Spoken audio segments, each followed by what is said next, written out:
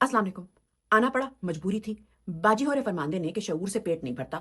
अब ऐसी बात तो सिर्फ या तो एक हाई स्कूल ड्रॉप आउट कर सकता है या वो प्रिविलेज बच्चा जिसने अपनी जिंदगी में कमाई के नाम पे कभी ना नौकरी की शक्ल देखी हो ना किसी दफ्तर की। बाजी, अगर शऊर से पेट नहीं भरता ना तो फिर जहालत से कोई पलता भी नहीं है। अब जिनका पेट कौम का पैसा, टैक्स की अदायगी, रिलीफ फंड्स, बच्चों की तालीम के लिए बैरूनी कर्जे, तरह तरह की फोर्सेस बनाकर ग्रांट वसूली और कतरी और अरबी तहाइफ से नहीं भरा, उन्हें शऊर कैसे तस्कीन दे सकता है भला? ये तो आपको बात पता ही नहीं होगी कि शऊर ही वो चीज़ है जिससे कौमें बनती हैं, निज़ाम ठीक होते हैं, मईशतें अपने पाँव पे खड़ी होती हैं, जबकि पाकिस्तानी मईशत, बिलखुसूस पंजाब की मईशत, इस वक्त ईंटों के बल खड़ी है। यही शऊर साइंसदानों को, मईशतदानों को, इंजीनियरों को वो मकाम देता है जिस पर आज दुनिया के तरक्की याफ्ता ममालिक खड़े हैं। और क्योंकि आपके पास ये शऊर है नहीं, इसलिए पाकिस्तान का, बिलखुसूस पंजाब का वो हाल है जो उसका हाल है। पाकिस्तान का मसला ये नहीं है कि कौम बाशऊर हो गई है। पाकिस्तान का मसला ही यही है कि हमारा इक़्तिदार अब भी आप जैसे बेशऊर लोगों के हाथों में है। अभी कुछ दिन पहले, पिछले हफ्ते आपने क्या शगुफा छोड़ा था कि पाकिस्तान सिर्फ ब्रेन एक्सपोर्ट कर सकता है। सवाल ये है कि ये ब्रेन क्यों मुल्क छोड़ने पर मजबूर हैं?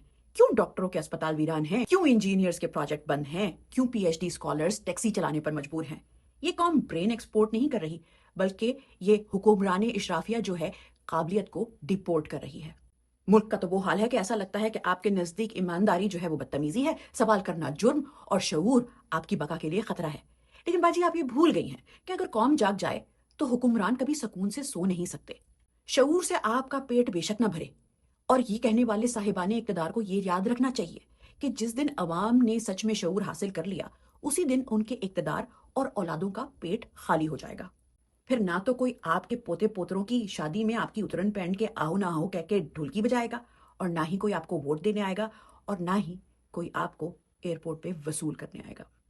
पाकिस्तान जिंदाबाद। जब मियां साहब मुनासिब समझेंगे वो उसको इस्तेमाल। एक से ज्यादा रिकॉर्डिंग्स हैं, लेकिन वो बहुत बड़ी शख्सियत हैं। मुझे जब वो दिखाई तो मैं तो हैरान रह गई।